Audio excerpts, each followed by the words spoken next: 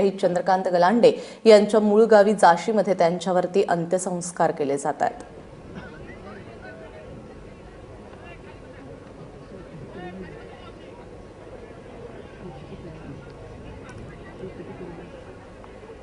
गावचे ग्रामस्थ आपण पाठीवर उचलून ठेवायचं आहे।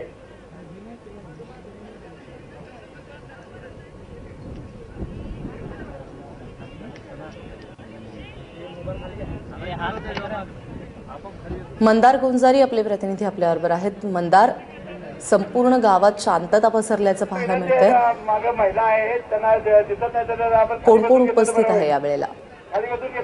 प्राजक्ता, जाशी पंचक्रोशीतील नागरिक मोठ्या प्रमाणात या ठिकाणी उपस्थित आहेत। त्याचबरोबर राज्य सरकारचे प्रतिनिधी म्हणून 3 मंत्री देखील या ठिकाणी उपस्थित आहेत। गिरीश बापट आहेत, त्याचबरोबर पालकमंत्री सातारा जिल्ह्याचे विजय शिवतारे आहेत आणि महादेव जानकर आहेत। परंतु या 3 मंत्री महोदयांच्या व्यतिरिक्त अतिशय मोठ्या प्रमाणात जनसमुदाय या ठिकाणी आहे। आबालवृद्ध आहेत। आजूबाजूच्या गावांमधून लोक या ठिकाणी या अंत्यविधीला उपस्थित राहण्यासाठी जमा झालेले आहेत। खरं तर आज सकाळपासूनच लोकांनी मोठ्या प्रमाणात गर्दी केलेली होती। सकाळी सातारच्या जिल्हा रुग्णालयातून चंद्रकांत गलांडे यांचं पार्थिव त्यांच्या गावाच्या दिशेने काढण्यात आलं। तेव्हा आधी गोंदोले नावाचं जे गाव लागतं तिथूनच त्यांच्या अंत्ययात्रेला सुरुवात झाली। त्यामुळे त्यांचं पार्थिव त्यांच्या जाशी या गावात पोहोचायलाही काहीसा वेळ लागला। जाशी गावातून अंत्ययात्रा निघाली। गावातील भजनी मंडळ, टाळ, मृदुंग, ढोलकी यासह या अंत्ययात्रेच्या अग्रभागी होतं। त्यानंतर त्यांचं पार्थिव काही काळासाठी त्यांच्या घरी ठेवण्यात आलेलं होतं आणि त्यांच्या घराच्या लगतच त्यांची जी शेती आहे त्या ठिकाणीच अंत्यविधीची सगळी तयारी पूर्ण झालेली आहे। आपण बघतो आहोत दृश्यांमध्ये की काही वेळामध्येच त्यांच्या पार्थिवाला अग्नी दिला जाईल। त्यांचं पार्थिव या ठिकाणी आणण्यात आलेलं आहे। सैन्याचे जे जवान आहेत ते त्यांना थोड्या वेळामध्ये मानवंदना देतील आणि लान्स नाईक चंद्रकांत गलांडे हे अनंतामध्ये विलीन होतील। प्राजक्ता,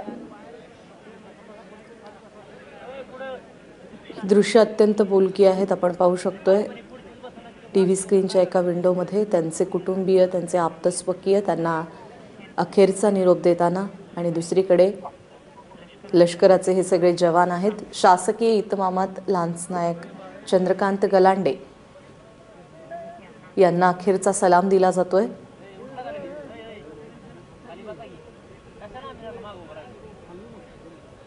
उरीमध्ये झालेल्या हल्ल्यात भारताचे 17 जवान शहीद झाले, ज्यापैकी 4 जवान हे महाराष्ट्राचे होते। त्यापैकी नाशिकमध्ये काल एका शहीद जवानावरती अंत्यसंस्कार झाले। आज शहीद चंद्रकांत गलांडे यांच्या मूळ गावी जाशीमध्ये त्यांना अखेरचा निरोप दिला जातोय।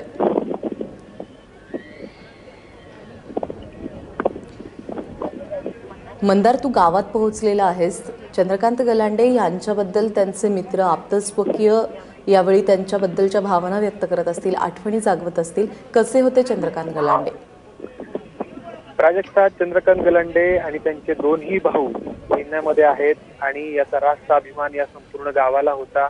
चंद्रकांत गलांडे हे या 3 भावांपैकी सर्वात लहान। सर्वात आधी त्यांचे जे मधले भाऊ आहेत ते सैन्यामध्ये दाखल झाले, त्यानंतर मोठे भाऊ दाखल झाले आणि 2 मोठ्या भावांच्या पावलावरती पाऊल ठेवत चंद्रकांत गलांडे देखील सैन्यामध्ये दाखल झाले। 2 एकर कोरडवाहू शेती या गलांडे कुटुंबियांची। परंतु 3ही मुलं सैन्यात गेल्यामुळे त्यांच्या कुटुंबाला काहीसे बरकतीचे दिवस येऊ लागलेले होते। या दुष्काळी भागामध्ये काहीसं हिरवळ पाहणं त्यांच्या आई वडिलांच्या नशिबी आलेलं होतं।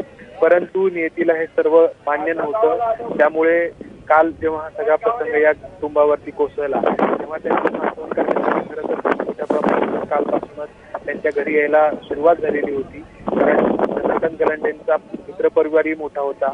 नजीकच असलेल्या पळशी गावातल्या शाळेमध्ये त्यांचं शिक्षण झालं, त्यानंतर या ठिकाणी त्यांचं शिक्षण झालं तालुक्याच्या ठिकाणी। त्यामुळे शिकायला होते। खरं तर फक्त जाशी गावच नाही तर संपूर्ण भारत आज चंद्रकांत गलांडे यांच्या कुटुंबियांच्या दुःखामध्ये सहभागी आहे। उरीमध्ये झालेल्या हल्ल्यानंतर लष्करात संताप व्यक्त केला जातोय, संपूर्ण भारतभरातून संताप व्यक्त केला जातोय। पाकिस्तानला जशास तसं उत्तर द्यायला हवंय अशी प्रत्येकाच्या मनात भावना आहे। मात्र या कुटुंबाला जे सहन करावं लागतंय त्या दुःखामध्ये देखील आम्ही सगळे तुमच्या सोबत आहोत, अशाच भावना आज भारताच्या कानाकोपऱ्यातून व्यक्त होत आहेत. 17 जवान शहीद झाले परवा झालेल्या उरीमधल्या हल्ल्यावर. पहाटेच्या सुमारास जवान विश्रांती घेत असताना हा हल्ला झाला. या भ्याड हल्ल्यामध्ये आपले 17 जवान शहीद झाले, ज्यापैकी 4 जवान हे महाराष्ट्रातले होते. गेल्या वर्षभरात साताऱ्यामध्ये 3 जवान शहीद झाल्याच्या घटना घडलेल्या आहेत. सातारा जिल्ह्याला मोठी परंपरा आहे. सातारा जिल्ह्यातून अनेक जवान दरवर्षी देशभक्तीसाठी लष्करामध्ये सहभागी होतात, सामील होतात आणि आपल्या अखेरच्या श्वासापर्यंत ते देशासाठी लढतात. लान्स नायक चंद्रकांत गलांडे यांचा देखील अशाच पद्धतीने शहीद होऊन अखेरचा सलाम त्यांना आता दिला जातोय.